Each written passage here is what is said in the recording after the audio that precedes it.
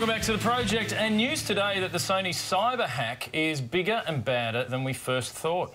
After last week's announcement that 77 million PlayStation Network accounts had been hacked, today Sony had more bad news to fess up to. It's been revealed that the personal details of an additional 24.6 million gamers may have been taken in the days prior to the attack that was first announced. For those of you playing at home, that's a high score of 101.6 million that, for once, no one would want to put their name beside. Names, addresses, ages, genders, email addresses, even phone numbers taken quicker than Sonic the Hedgehog. On top of that, the details of an extra 12,700 credit cards could also have been stolen, 336 of which belong to Aussies. So why would hacker nerds turn on their gaming nerd cousins? And if a giant like Sony can get hacked, is any info we provide online ever really safe from baddies?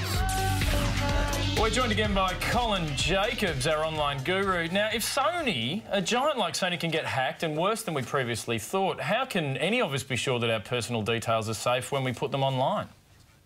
Well, this kind of shows you that you can never be sure. The bigger the company, the more hackers are going to want to get in. Sites where you shop, Facebook, eBay, these are all favourite targets of crims, and they only have to let their guard down for a moment and something like this happens. Well, that's the thing, Colin. Everyone nowadays either banks or shops online. Is it safe at all? Well, these companies, they take security seriously and they do it in proportion to how much money they stand to lose. A bank stands to lose a jaw-dropping amount of money if a big breach like this happens, so they do take it pretty seriously. But they're under constant attack from hackers.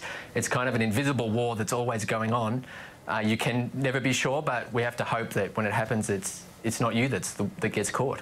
Now, I understand the Australian government is changing legislation so the companies have to actually tell us if our details have been hacked, which is great news. But is there anything else we can do ourselves to protect ourselves? Look, if you're interacting with these companies, if it's not important, like it's a gaming site or something that doesn't really matter, lie. You don't have to give them your real name or date of birth or address. They want that information to sell ads, but you don't have to give it to them.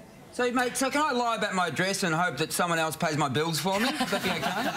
Well, look, if you're paying with a credit card, then you just have to cough up the real information, and then you got to be careful. Look at your bills. Some people do have a separate credit card for online shopping, but getting one in a fake name may be a bit of a challenge. Well, I'm going to take your advice, and from now on, I'm Charlotte Pilkington. Colin Jacobs, thank you very much. Pleasure, guys. Doc, I promise you a treat. Yes. You're actually on off.